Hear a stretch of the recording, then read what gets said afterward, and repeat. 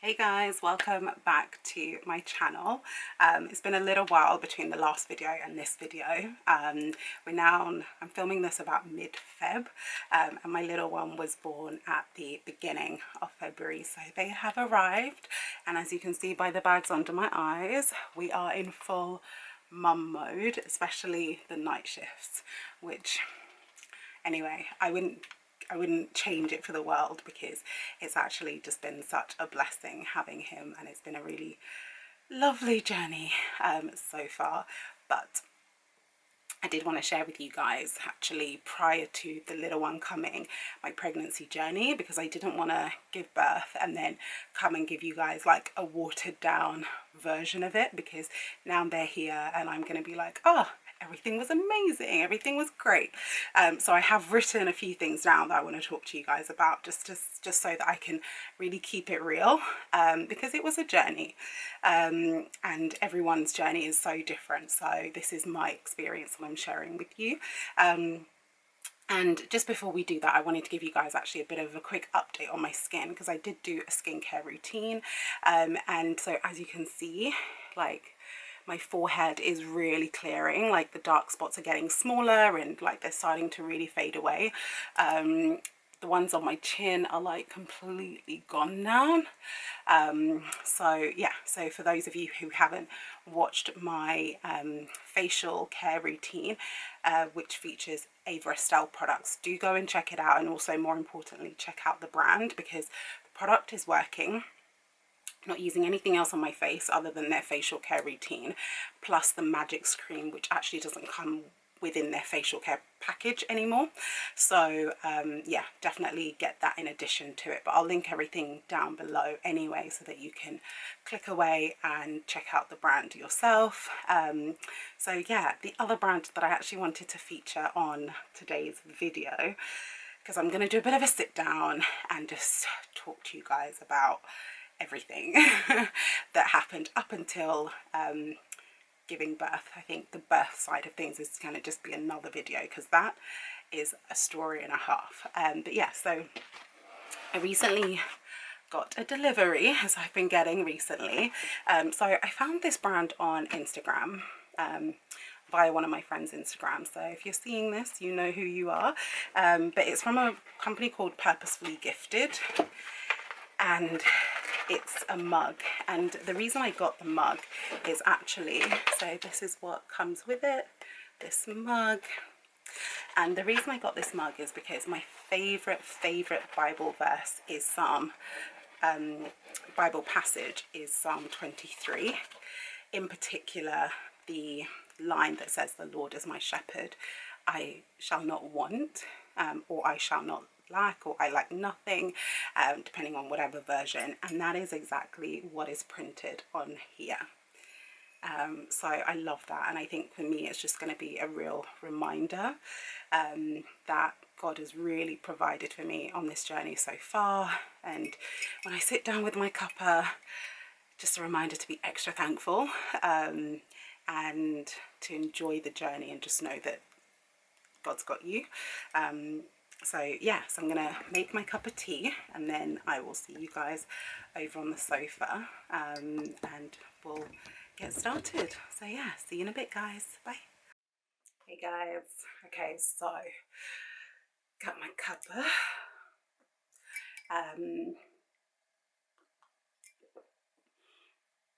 So as I said in the intro, I actually wanted to share with you guys the journey before the little one came, because honestly now I'm like, what happened? It was all amazing. I would do it again for sure.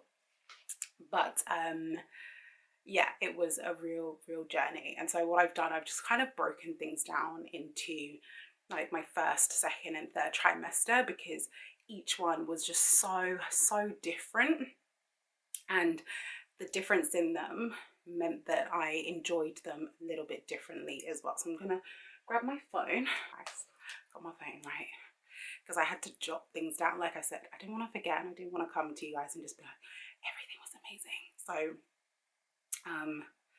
So yeah, let me find my notes. Got him. So we planned for the little one, so everything that then came afterwards was just like a really welcomed journey for us.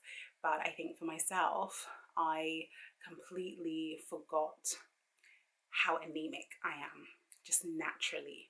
So what that meant was, during that first trimester, when the baby's using so much iron to develop, I was actually quite deficient in iron, and that caused me quite a lot of problems, because it meant, like, I'm somebody who's such a morning person. As soon as the light hits the window, I'm up, I'm getting ready, I'm getting out. Or, you know, when it comes to like maybe 5-6 o'clock in the morning, that's like my natural body clock anyway. So I'm up, you know, thinking about what I'm going to do for the day. And imagine being that sort of person, and then you're just not even able to get out of bed. Like, no energy, no, like, you couldn't even force yourself to do it. That's how bad it was at times. And then on top of that, like the morning sickness, I think I expected that because a lot of people talk about it. The tiredness, the fatigue. The other thing I didn't expect was to feel very faint regularly, to the point where sometimes I'd literally have to ask my husband to come and like help me just get back to the bedroom so I can lie down and just, you know, regain my energy or regain my bearings. So from that perspective, it was not great. I also suffer from endometriosis, which means, you know, that I get heavier bleeds, and you know, you'll have to look it up. I'm not a medical person. So what that did mean was that it also was triggered during my first trimester, and it also was in my second trimester, but I'll get to second trimester, which meant that I had a bit of bleeding. Really weird bleeding, only at night time.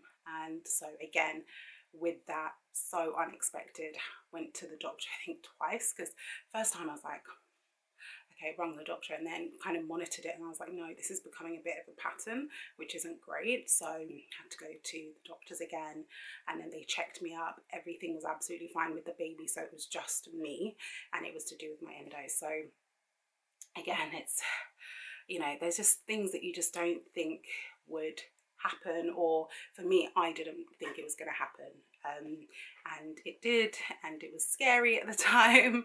But once I spoke to somebody professional, found out that this was something that was also quite common for some women, and there was absolutely nothing wrong with the baby, I was like, okay, you know, that completely put my mind to rest. The other thing as well was, because I had low iron levels, and if you're Nigerian watching this, hopefully you're going to get what I'm about to share with you, but ugu leaves, the juice from it is so high in iron. Personally, I'm now sick of ugu itself because I've had to drink it throughout my whole pregnancy. But yeah, my mum, she was making me ugu juice. My husband was making me ugu juice, frying ugu, doing so many things with ugu. I was like, oh my gosh. But essentially, you know, do whatever it takes to, I needed to do whatever it took to get my iron levels up, so that, you know, I wasn't going below a particular threshold where it becomes really dangerous, or they start talking about blood transfusions, which for me, I was like, no, not something that I was particularly keen on. So yeah. And then in terms of cravings, apples was my craving. Like, I could swap an apple for breakfast, an apple for lunch, an apple for dinner. Like, I don't know what it was about apples. I wasn't a big apple eater before, so yeah, that was a completely new one to me, and I still love apples now. So yeah. And then a couple of black owned businesses that I really lent on right from the beginning of my pregnancy was candles. Like, I've already spoken to you guys about my favorite candle company, Nicole Jordan, so definitely check them out. I'll link them down below. But yeah, always had something burning from them. And then also people gifted me candles, or candles that I hadn't used before. I was like lighting it, I don't know, it just kind of helped to set the mood for me. And so yeah, that was it for me during the first trimester, and just a couple of things that helped me to, you know, get into the zone a little bit more. Then second trimester, oh boy, okay, so this was like living my best life. That was what the second trimester was for me. It was almost like as soon as the second trimester hit, a switch went off, and like I had all the energy I used to have. I could do all the things I used to do before. I, you know, just enjoyed the pregnancy a lot more then. I went on holiday with my girls. I think I went on 2 holidays in the second trimester. And I then finally told my friends and my colleagues that I was pregnant as well. I had wanted to wait because, you know, they do say that anything can happen in the first 3 months. And I just I was just so drained, and I didn't want so many people, you know, sort of asking me about it at that point, because everything was a little bit touch and go, especially with like the bleeding stuff. So yeah, but at that point I told everybody, and it was good. I think, you know, it's a weird one because us women often wait till after the third trimester, after the first 3 months to tell people that we're pregnant. However, it's the first 3 months that are usually the hardest. And I just remember looking back and thinking, oh my gosh, like I'm really pushing myself here to get through work. And then at the end of the day, I'm like lying down, just trying to re-energize myself, ready for the next day. It was a lot. I think next time I probably will tell work a little bit sooner, or at least, like, you know, have somebody know, just so that I don't feel as much pressure when, you know, I'm actually not feeling very well in myself. So yeah, so that was that with the second trimester. Really loved it. My cravings then were lemon and pizza.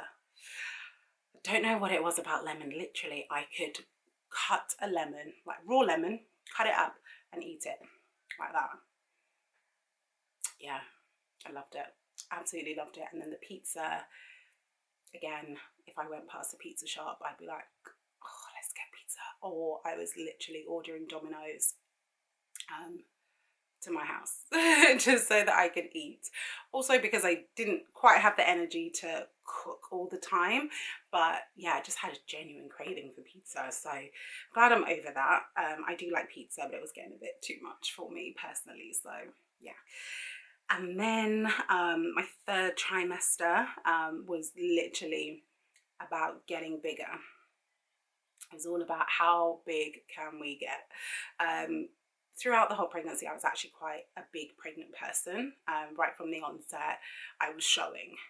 Tried to hide it as much as possible, but I think a lot of people saw through that, which is absolutely fine.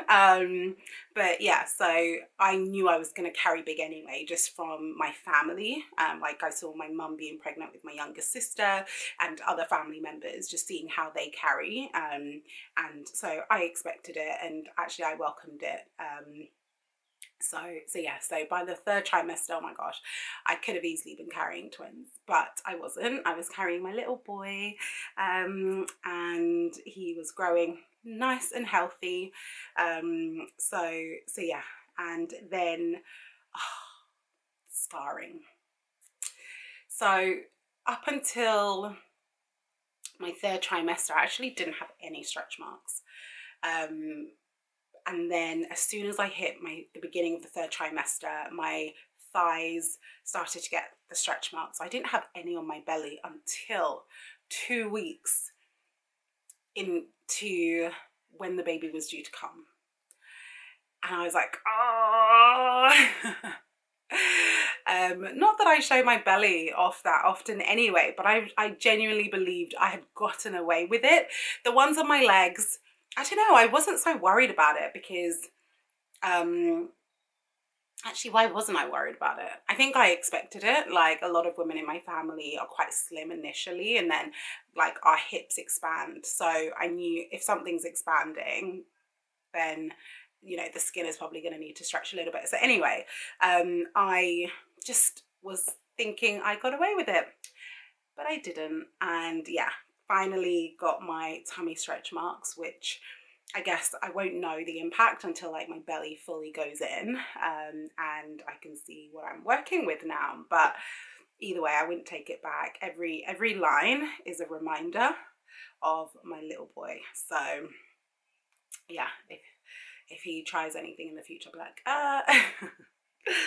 let me show you what you did. But anyway, so yeah, and then in terms of cravings, I think for me, like fruits was something right from the beginning, so that just continued. Pizza continued as well, and then generally I just found myself a lot more hungry.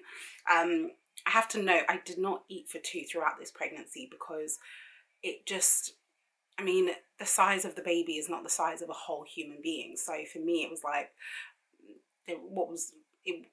Yeah, I can't even speak. Like, I just didn't do it. But what I did do was, you know, the food that I really did like, you know, if I couldn't cook it, I would just get it as a takeaway. So, you know, that way it would satisfy the craving, but not sort of on top of 3 meals. It would just be, you know, maybe a Chinese instead of a, you know, instead of a home cooked meal or something like that. So yeah, and so my sweet tooth also came back. I don't think I've spoken to you guys about this yet, but I have the worst sweet tooth in the world, and yeah, it really came back. And it came back in full force. I literally had to hide the sweets. I bought sweets. I'll put it out there. I bought sweets, but I had to hide it in my car. So it was only ever when I was going out that I would eat it in the car, which wasn't often actually in the pregnancy. Like I don't drive much anyway, so it was a way of just kind of curbing and controlling the urge. But it was a struggle. It was a real struggle, guys, I'm not gonna lie. So yeah, my sweet tooth came back, and then yeah, I think for me, as you guys can probably see, you know, my chest is visibly darker than my face and my hands, and that is because of hyperpigmentation. It's something that's very common with Black women, and you know, actually my belly is like probably double the darkness of this, and other places are just, it's all patchy, it's all different colors. Not worried about it. It's something that I knew was common for Black women anyway, in particular, especially some of the people that I've spoken to, some of my friends who've had kids were like, yeah, that happened to us. And so I just know that I'm going to be able to, in time, you know, my body will sort itself out. So yeah, but what I did speak to you guys about in a previous video, and I think also at the beginning of the video I gave you guys a bit of an update, was my hyperpigmentation, which meant that I was scarring a lot more in my 3rd trimester. So I did purchase the Ava Cell products, which have been so helpful, especially on my face, because I don't really have bad skin. I have eczema, which is dry skin, but my eczema has been managed so well over the years that actually my skin is in a pretty good place. So I don't need to use a whole heap of products on it. And I'm also really conscious about the products I do put on my face. So I'm just really glad that everything's kind of clearing up and things have cleared up here already, but I'm still using the products until I finish using it. And, you know, maybe it'll be my new routine, who knows? So yeah, that's that. And then also loved a good cup of tea. So again, you'll see on my Instagram, love Daughters of Botany. They're my favorite go-tos for, you know, kind of herbal teas and, you know, just teas that are, I don't know, just they've got a bit of body to it and they're rich. Yeah, I love their teas. I'm not sure if they're doing teas anymore, but yeah, you'll see on my Instagram the teas that they have done, and amazing. The other thing as well that I started to use from them was their oil, their body oil. That was really helpful, just for my belly and other places. Actually, I think I use it all over my body. So yeah, really love their products anyway. So yeah, I was using a couple of Black owned products throughout my pregnancy, and I think one of the things for me was just being really conscious about using products during my pregnancy that are made intentionally for Black skin, or for the Black community, because then for me mentally, I was like, okay, it's got a higher chance of actually working for me, and not making me like break out or anything else happening. So yeah, I think my level of trust is definitely increasing for some of the black owned brands that I'm trying. You know, some of the customer service is amazing. I've had to message a couple of people along the way, and they've been so great coming back either on Instagram or on email. So yeah, I would definitely recommend trying out some of the black owned products brands that I used at different points of the pregnancy, and I'm going to link it all down below as well so that you can check it out. So yeah, that was it in terms of my trimester journeys. Everyone's is going to be so different, but I wanted to just share with you guys a little bit of that before the little one came, and he is here now. I still can't believe it. Still can't believe it. And it's like, even as I'm sharing this with you guys now, I'm sure that a lot of the raw feeling that I had before is gone from it. I just know it is, like, from my tone and how I'm feeling about my little one. It's just all very like, here's the information. But yeah, if I could do it again next time, I'll definitely do this before they come so that I'm not like rose tinted glasses about it. But that was my experience with my pregnancy journey. So yeah, I think that is it from me for this video. Don't want to make it too long. I'll do the next one and I'll talk about sort of the labor and also post labor as well, because that was another journey in itself. But thank you guys for watching so far, and if you haven't seen some of the other videos, do check it out, and also do like, share, follow, subscribe, whatever you need to do to just stay up to date with all of my videos. Also, if there are black owned businesses that you would recommend me checking out, do let me know. It could be products, it could be services, and yeah, I will see you guys in my next video. Bye guys.